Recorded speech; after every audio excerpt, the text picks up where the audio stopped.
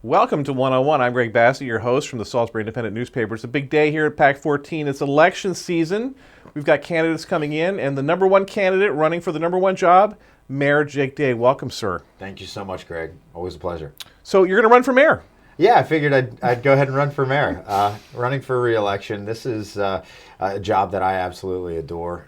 Every single day is a treat to be in this job and a joy. Not that there aren't hard days, but I love it. Is it a hard job? Yeah, it's a hard job. It's truly a 24/7 job. You want to do this right, you have to be invested in it around the clock. And if it looks like I've got bags under my eyes, that's why. I am always connected. You're never away.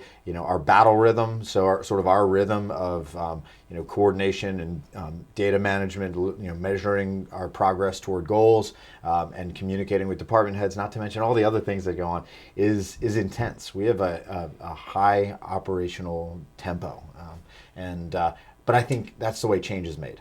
Change is not made accepting, a leisurely status quo life and putting my feet up and relaxing. It's made by asking everyone on the team to work faster and harder. And you set an example that way. I think that's important. I think it's important that leaders lead by example, and it's one of the reasons that I work alongside my colleagues. I like to do ride-alongs with our police department and our fire department, our code enforcement officers, and walk our wastewater treatment plant and water treatment plants, and really get to see what they're doing and what they experience every single day. One of the things I've always seen in leaders is you've got sort of operational leaders, you've got visionary leaders, and they're not always intertwined. Like some guy is great at organizing something, someone else is great at having a vision. How do you balance all that? Well, I think you have to recognize that you can't be all things to all people, and that's a truism that I think you can bring into any elected job, but an executive job in particular, you have to recognize that a balanced team that brings other strengths is important. We recently did a leadership retreat where myself, the city administrator, deputy city administrator, all the department heads, all the deputies and division heads, all the way down, did a retreat together. We spent 2 days working on, planning, team building, et cetera. But one of the things that we did was we did an analysis of our personalities and our strengths, and it was very interesting.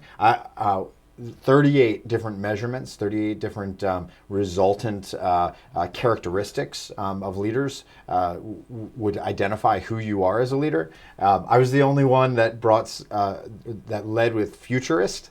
So I recognize sort of that visionary component as a part of my responsibility, but it's also my responsibility to make decisions.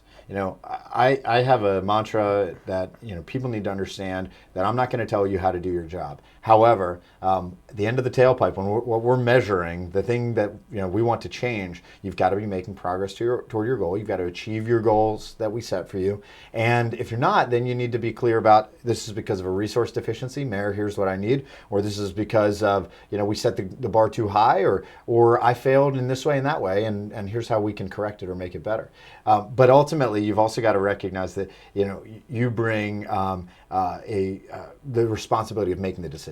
Again, you don't have to be so in the weeds that you're telling people what to do or how to get there. Allow for that creativity. Allow for their talents to shine. But I believe you've got to be comfortable making quick decisions, and that's something that I have no problem with. Your high energy, how do you keep the energy up? A lot of coffee. That's the truth. My life consists of three primary things. Being the mayor of Salisbury, working as an information operations officer in the Army, and being a dad to a 2-year-old and a 4-year-old. and all three require a lot of energy. And so nothing less is acceptable. So part of it is just that I'm ingrained, right? That's who I am. And part of it is there's not a time in my life where I don't have to bring that energy. My girls, if I sit down on the couch for a few minutes, they will quickly pull me off of it to come play. So, I've got to bring that same energy at home, bring that same energy at work, and bring that same energy to the training environment. How do you pull others along with you? I have a responsibility to with public servants that work for me, with the civil servants who work for the City of Salisbury, all 435 of them, a responsibility to acknowledge that they need a day off. They really do, and you got to respect that. I'm not great at that. I do demand a lot out of city employees. They'll tell you that. They know that. But we also celebrate them. It's one of the reasons why we brought back holiday party. We do morale-oriented Fridays, fun Fridays where people get the opportunity to get a little time off. We're not the best-paying organization in the world. Unfortunately, we work for the taxpayer, and we can't just pay competitive rates with private companies, with private employers. But what we can do is offer great benefits, offer a work environment where people are appreciated, and where at every turn we are acknowledging the great work that they do. It's part of our public communications effort, not just to tell people what's going on, but to ensure that we're celebrating the great work of those civil servants. And that's one thing that you'll see that's different from, and I think you'll see a lot that's different from 4 years ago, but one of the things that's different is we didn't even have so much as a Facebook page. We now have over 200,000 views on various platforms every single week, whether it's our Facebook pages, our Instagram, our Snapchat, our Twitter, you name it. The videos we produce, we do a lot of that to try to communicate with the public, and also to say thank you to those civil servants working their tail off every single day. Yeah, you guys are really good about getting the word out on Salisbury and creating the image that is good for the town. That's important. That's, I think, the obligation of the elected officials of any jurisdiction. Our job is to recruit people to move here. Our job is to recruit employers to move here, and we've had a lot of success. We're Maryland's fastest growing city. We've added 2,700 jobs, the jobs report that just came out last month, in our city in the last 4 years, in just under 4 years. And we can be pretty proud of that.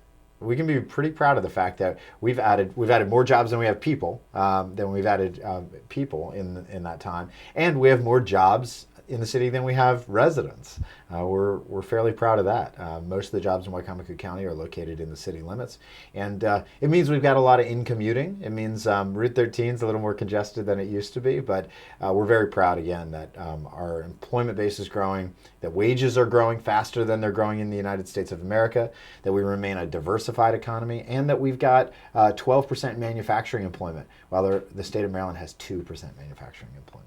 I'd never understood the vision for downtown, but what I see, I'm sorry, but it's working. It's also healthy to I think be skeptical of something that has been iterative and cyclical and has experienced multiple failures. Right? It's healthy to say, is this going to work? Now, I happen to bring experience and education. You're trained in this. Yeah, I am, and it's not guesswork. There's no guesswork to it. This is formulaic. It's simple. It's straightforward. It is, we push at 3 scales. We push at the ephemeral, event-oriented scale. We push at the small business, renovate the old buildings, get the storefronts occupied scale, and invest in public infrastructure too. That's relatively medium scale work. And then you got the big scale work. And for us, it's we were one of the last remaining cities in America that was holding on to surface parking lots in its downtown. And every other city in America that has a vibrant core figured out long ago, oh goodness, we got to get rid of these. It kills the street front experience for people to walk past parking lots, which is astounding when you learn about the psychology of this. Again, people, act like this is a terrible thing to lose parking lot, a surface parking lot. We fall in love with these parking lots because we know where they are and they're convenient, relatively convenient. But it's actually so problematic to your experience as a human being walking past a parking lot. It gives you a sense of dissociation. It gives you a sense of emptiness, a sense of lack of life and humanity to it. And that's not something we can affect or control. Nobody's going to change that. The only way you change that is you don't have all those surface parking lots. So now every single surface parking lot, other than lot 15, which we're holding on to, and lot 12, which we believe we're holding on to, is under contract or sold. The city doesn't own it anymore or has a land disposition agreement for development. And you see, I think great things happening on the first two scales. You see the National Folk Festival, the Marathon, Third Fridays, the various events, Seagull Century event downtown, Treat Street getting ready to come up, the JCs. You see those things happening, and then you see the occupation of the ground floor buildings, and I can tell you the upstairs too. There's 250,000 square feet under construction in downtown Salisbury right now. Right now. 250,000 square feet. Now, most of that is inside buildings. You're about to see a ribbon cutting for the Vernon Powell building, which is kind of the last large looming building. Huge building. Massive building. Yeah. And just sitting there. Now that's about to be 22 apartments, and I'm about to meet the tenant for the 10 to 15,000 square feet of retail on the ground floor, something very exciting. So I'm going to meet them this week. So that is happening as we speak. The Angelo Scoops and the Main Street project, that $13 million replacement of failed infrastructure that was designed in 2008 and took us to now to get rolling, or to 2.5 years ago to get rolling. It works. It does. It works. It does, and we needed that. And they're surviving and doing well with and open with construction in front of their door. And there's a year left to that construction. Late 2020 is when that ends. But we just love and appreciate the downtown community because I think what you've seen, what you've witnessed, is this growth has continued in spite of the challenge related to construction. It's not the end of the construction. There will be more projects to come. We've got the Camden Street pedestrian bridge coming. We've got the Carroll Street project. We've got the Riverside Circle. We've got all sorts of other transportation projects. The entirety of Fitzwater Street is getting reconstructed. You can see they're out there working on sidewalks now. That's going to be a massive project. That's a $6 million replacement of, again, failed infrastructure, stormwater, water, sewer, and ultimately the roadway as well. So we're proud of all that. The next thing that I want us to see, and we're all excited about, is the ongoing permitting and ultimate construction for Marina Landing, Lot 1, 500 Riverside, Lot 30, Lot 10, and Lot 16. So we're excited to see all of those projects get rolling as well. Now, in an election, the negative stuff comes up. People want to attack certain issues. Whoever's in the office has to kind of go on the defensive. You're not good at doing defensive stuff because you're so optimistic and positive and push forward with stuff. You seem to deflect anything that's negative. But I want to talk about some of the negative stuff. Well, can I just say one Sure, thing real quick? Sure. You say I'm not good at the defensive. I hate to have to remind folks, but you don't do rope-a-dope. I'm an armor officer. I drove tanks, and in planning, and I'm a maneuver officer, so armor and infantry and cavalry. And when we plan the offense and plan the defense, there is only one type of defense: transition to the offense. There's only one type of defense: you transition to the offense. That's what we do. You're only winning when you're winning. And you're only winning when you're attacking. And attacking for me is not attacking a person. It's not attacking their experience or lack thereof. It's going after the things that we need to be doing for Salisbury. I've shared this before probably. I share this typically when people are asking me like, oh, what are you going to run for next? You should run for this. You should run for that. My dad always said, do your job and your career will take care of itself. Right. So my responsibility and my focus is do my job and do it well. Right. All right. So I'm downtown the other week. Yeah. And I'm standing there looking in the hole. Yeah. And there's this man standing next to me, and he goes, "That Jake Day is just out of control. He's spending so much money just just making our money go away, and I don't know what the heck they're doing down there. And I'm like, well, sir, look at those pipes. They look to me like they're from 1920. I don't know anything about pipes, but it looks to me like they need to be fixed. All I know is we're spending all this money. I don't understand it. I said, those pipes look like they need to be replaced. Whoever was the mayor was going to have to replace those pipes. He wasn't understanding me. I wasn't understanding him. And that's the problem that you have. You have to deal with all that. Yeah, I think, one, it's worth mentioning that there is the minority of people who don't get it is so small. I don't want to say it's irrelevant because we still try to communicate and help people to understand. But some people don't want to understand.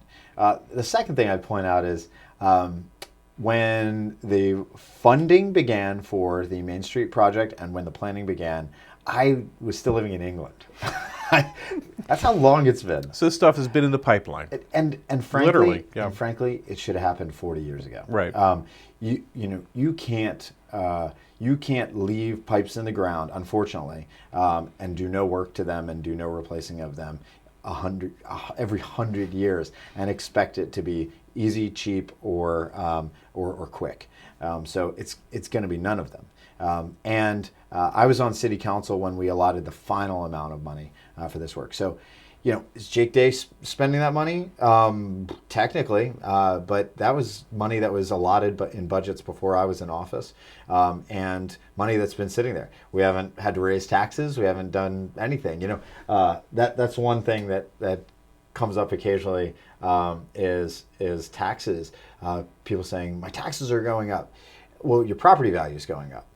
You look at the Maryland Department of Assessments and Taxation, and we haven't raised taxes in 3 years. So my 3 budgets, we have not raised taxes. And I don't anticipate that we'll need to this coming year.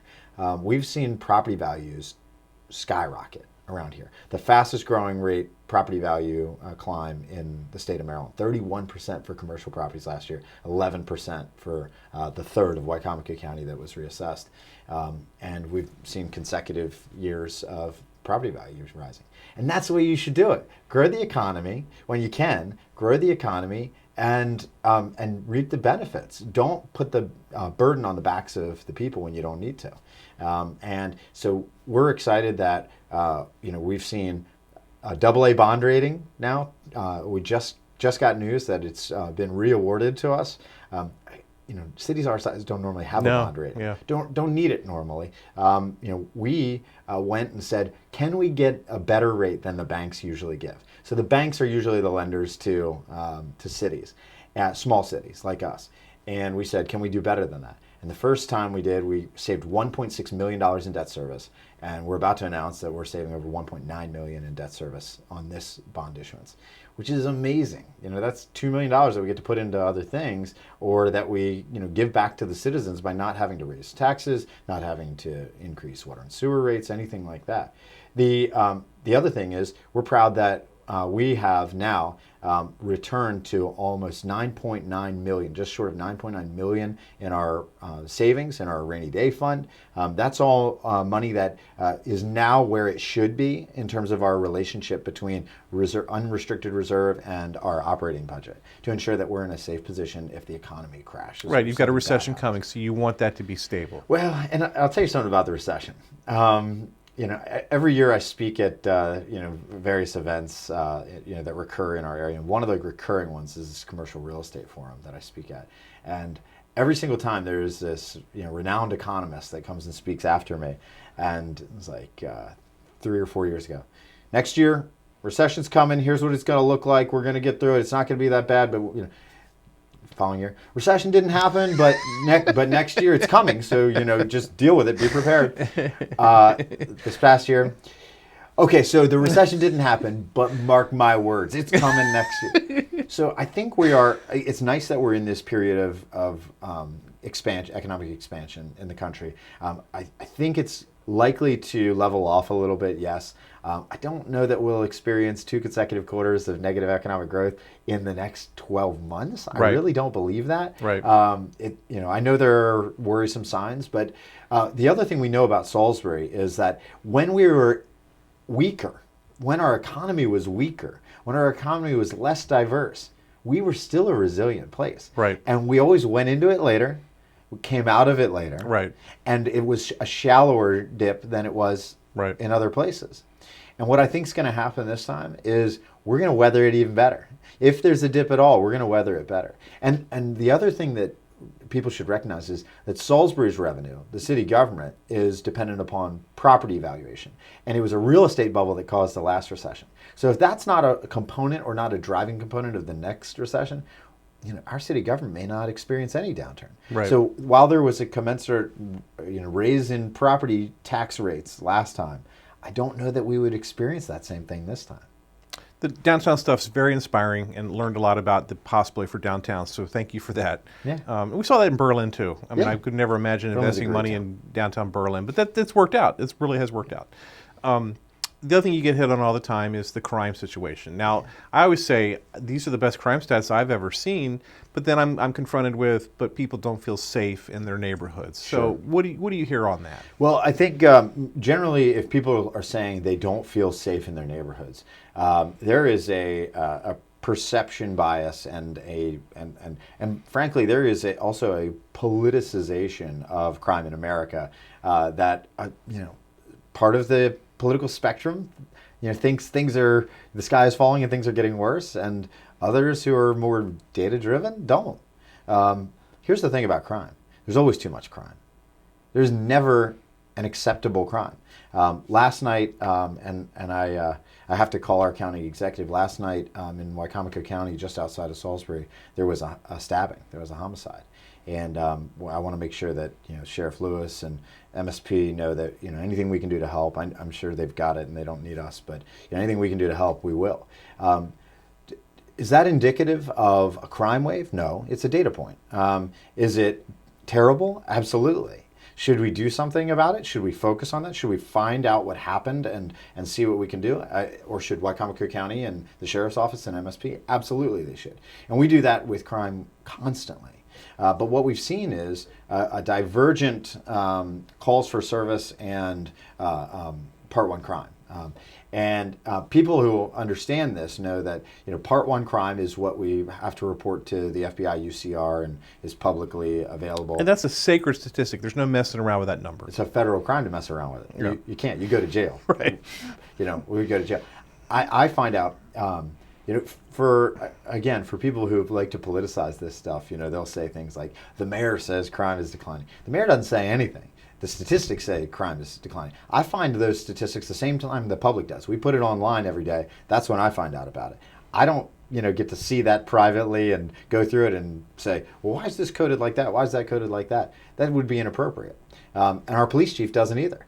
This is purely on the basis of the review process through the lieutenant, and then it goes on the report. And if any of those are found to be miscoded, we will lose our accreditation. Not only that, the FBI would correct it, and that's never happened. We've never been corrected. We've always coded everything correctly. Now, this is all about to change. We're about to experience a shift where reporting goes to a new system. It's not the Uniform Crime Report anymore. It's a new system, which is going to require that every event, all crimes associated with that event. So, if I were to, punch you in the mouth and steal your wallet, that would be 2 crimes. It would be an aggravated assault and it would be a robbery. So it would be 2 crimes instead of 1, the worst of the 2, which is how it's recorded today. So that's good. That helps from a transparency standpoint, I think. Give a clearer picture. And mostly that helps from a data standpoint.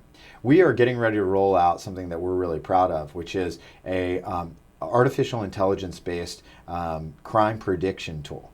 So we use something today called PredPol, which is based on earthquake software. It's a New York City program. It's what New York City has used for many years to help drive crime down, but they have moved past it. It's an old tool. It's one that we've been using, and we're going to move past it as well. So we've been testing an AI program that is, at this point, over 90% accurate in predicting things that happen. It would have told us, that particular theft was going to occur at Boscov's at that time or within an hour block there. So it's pretty incredible when you think about it.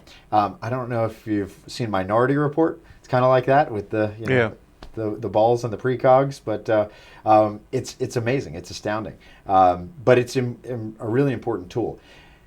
Ultimately, what the divergent numbers, dropping crime, and by the way, since 1981, as we've been filling out the Uniform Crime Report for the FBI, this is the lowest year, 2018, and 2019 is lower.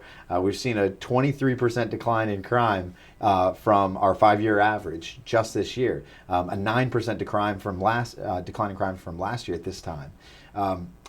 What the divergent crime rate and calls for service show is that people are picking up the phone and they trust their police department more. They're reaching out more. They are. And what you want is somebody to pick up the phone and say, hey, I'm concerned about this. I think this is happening on my street.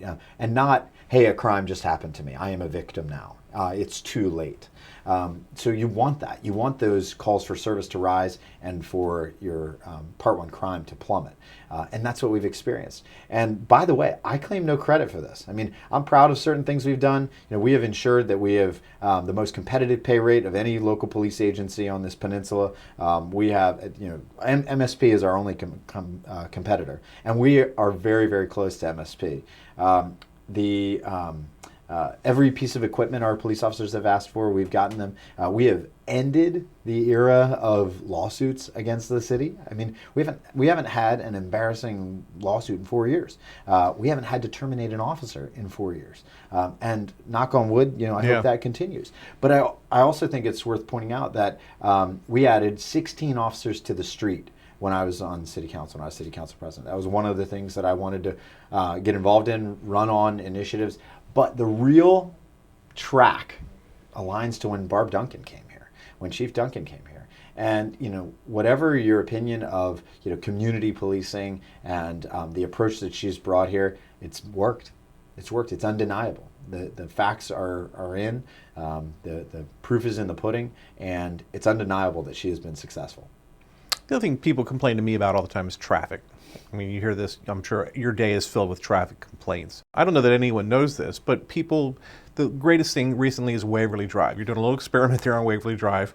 Waverly Drive was built, as was Eastern Shore Drive, as some way to avert Route 13, Salisbury Boulevard, which is not really a responsible transportation plan. No. But you're trying something on a neighborhood street, and you're getting beaten up for it.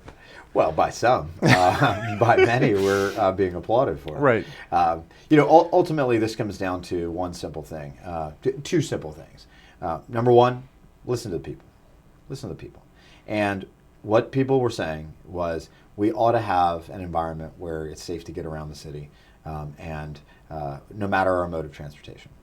Whether I'm walking, whether I'm riding a bicycle or a scooter or in a car, it ought to be safe. And this was before I was in office, but we were pushed to create the bicycle master plan, become a bike-friendly city, and we did all those things. The advocacy of Matt Drew and dozens of people like him, was successful. And they said, we deserve this as a community. We held many, many visioning sessions where people got to identify where they live and where they commute to. Whether that's work, whether that's school, whether that's shopping, whether that's entertainment. And we mapped all of those things out, or the city at the time mapped those things out, came up with a plan, ground truthed it. And this is not dissimilar to what's happened in other cities, but ultimately this is the direction that transport is going in America. But the second thing, and this is the critical thing, is that we've had over 40 deaths of pedestrians and cyclists in our city in the last 20 years. And there's no excuse for that. And it's solvable. And we can put human life over convenience. And I have to be the person who's going to look a mom in the eye and say, we chose convenience of getting around in your car over your child's life. And that's why they were hit in a crosswalk. That's right. Why they were hit, trying to navigate their bicycle down, Carroll Street or Waverly Drive or Isabella or North Division Street. And I'm not gonna be put in that position. And I'm not gonna leave my successor with that in 4 or 8 or 12 or 16 or 20 or 24 years, whatever that is. Right. I'm not gonna do that. We have a responsibility to make decisions that are morally right. And I believe that it's my responsibility to ensure that we treat our public infrastructure in a way that serves the people and it serves their health and safety. Now, as for traffic, population is growing, volume is growing, in commuting is growing. It's a city. It's a growing city. Now, I occasionally get over to see our friends in Annapolis or Baltimore or Frederick or Rockville or Washington, D.C. If you want to trade for that traffic, go ahead. Look, we got it good. We got it good. Yeah, the 2 or 3 minutes of congestion you might experience on Route 13 in Salisbury is manageable by comparison. It still astounds me, though. I think just in the last 7 or 8 years, Route 13 is a different beast as far as congestion. In the middle of the day, like around lunchtime, I think it's far more crowded than it ever was. Even just a few years ago. Maybe that's perception, but I'm really amazed that there does seem to be that much more traffic. But again, we've been adding jobs rapidly. We've been adding population fairly rapidly, and those things do lead to congestion. Last question. You mentioned before people are pushing you all the time to run for higher office. I think you enjoy being the mayor. Why do you want to be the mayor? I have always gravitated toward executive leadership in the military, command positions. And I believe that I bring a skill set associated with turning vision into reality. We've made a lot of changes in 4 years, and we're going to make a lot more over the next 4 years. But at the end of the day, in spite of that and the things that attract me to the job, and I do love the job, this particular position, the notion that service to my community would be subordinated to anything else, to me, is crazy. This is what I do, and I think 7-year-old Jake, who said I want to be the mayor of Salisbury one day, had that seed planted by adults and leaders and in the community around him, and today I think that's grown into the passion that you see in front of you. He's Jake Day. He's the mayor of Salisbury. We're thrilled that he had time to be with us here today. Thanks for being here. Thank you, Greg. I'm Greg Bassett from the Salisbury Independent newspaper. Another edition of 101 right here on Pack 14.